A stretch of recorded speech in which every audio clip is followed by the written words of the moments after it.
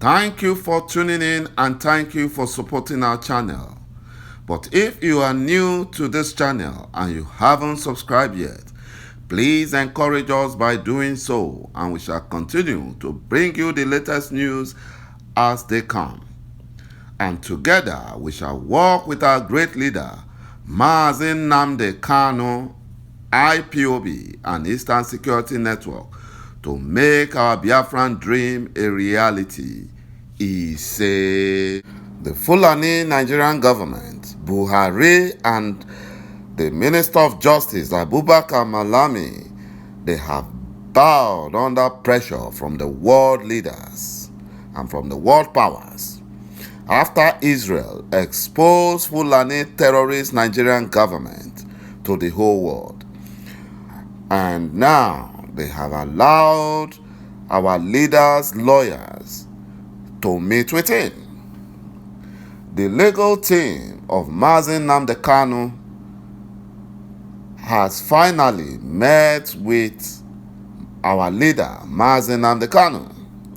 This was after pressure from the world powers due to the Israel's damning report to the United Nations, to the US government, and to other European Union.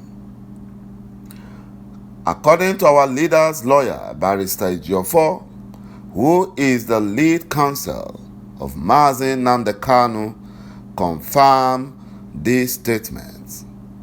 He confirmed it yesterday.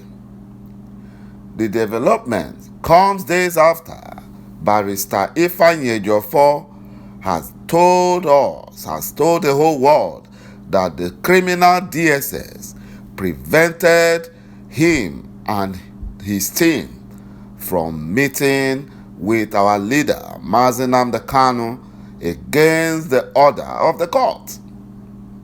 Barrister Ejiofor said that the criminal DSS has begun to provide medical care to our leader, but that was not enough. It was not enough.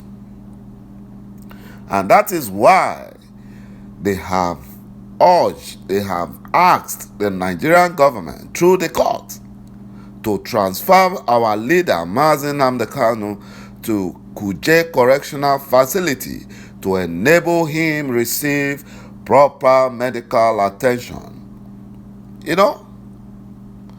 But the thing there is that we Biafrans, we want our leader, Mazi Nnamdi Kanu, to be released unconditionally because he's being held illegally by the Fulani Janjaweed in that criminal DSS facility. Barrister Ejiofor said that Mazi Nnamdi Kanu is firm and stable, lest the burden of solitary confinement and concomitant mental torture arising therefrom.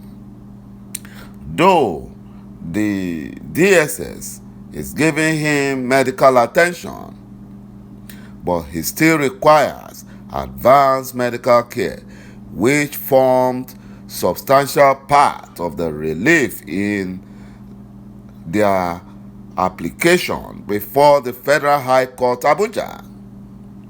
Mazi Nnamdi Kanu specifically requested that Barrister Ifeanyi Ejiofor should extend his heartfelt compliments to millions of his supporters worldwide and all the foreign governments and institutions who are relentlessly following up on this criminal Fulani Janjaweed illegal kidnap and incarceration.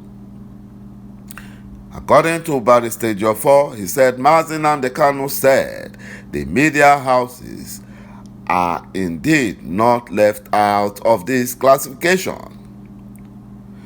He said that Biafrans, we are winning, but our prayers are doing wonders.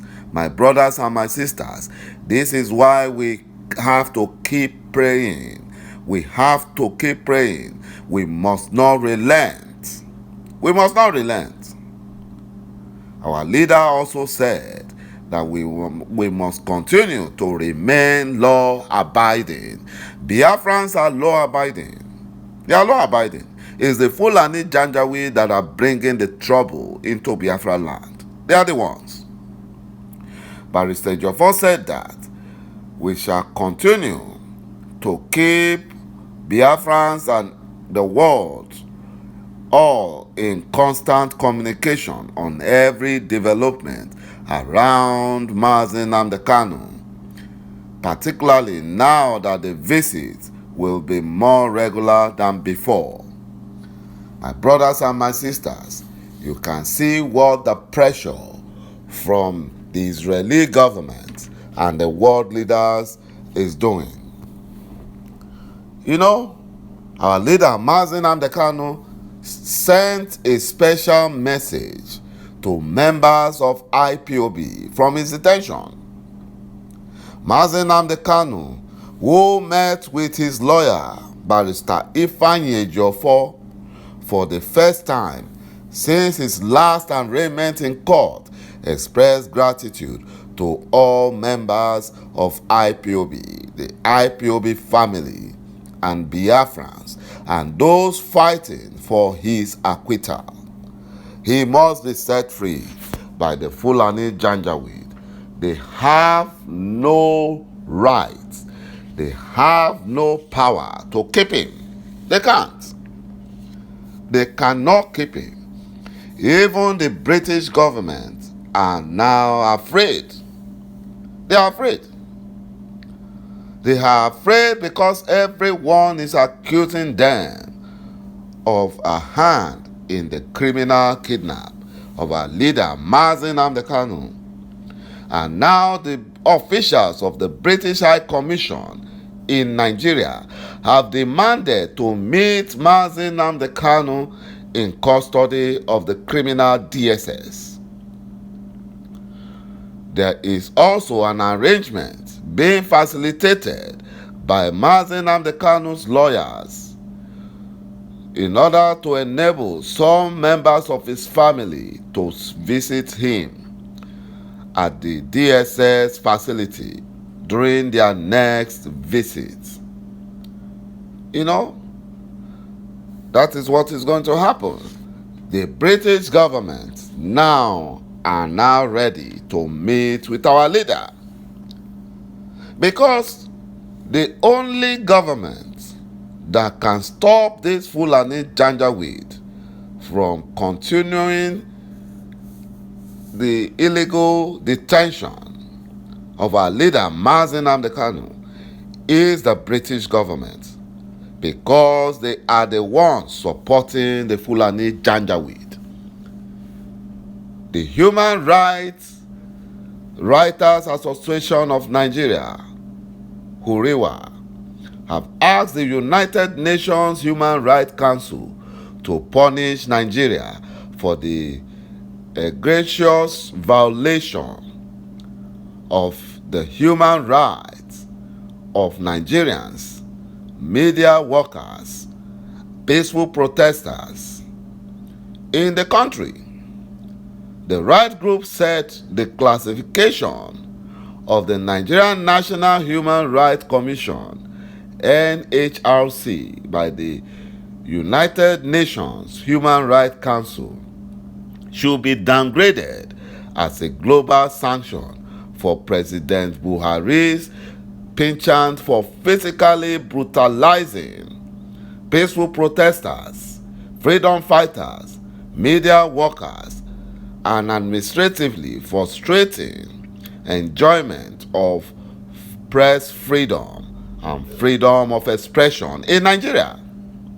HURIWA regretted that even when it is evidently clear that Buhari has crippled the operational independence of Nigerian Human Rights Commission, the United Nations Human Rights Council behaves as if Nigerians are less valuable They behave as if Biafrans are less valuable in terms of the universality of the fundamental human rights captured by the Universal Declaration of Human Rights. Horiwa thinks the United Nations human rights system is racist, because how else do you explain this inequality and the neglect of the crackdown happening in Nigeria? But yet, the British government continues to dine and wine with the rapidly emerging dictator in Abuja who keeps globetrotting.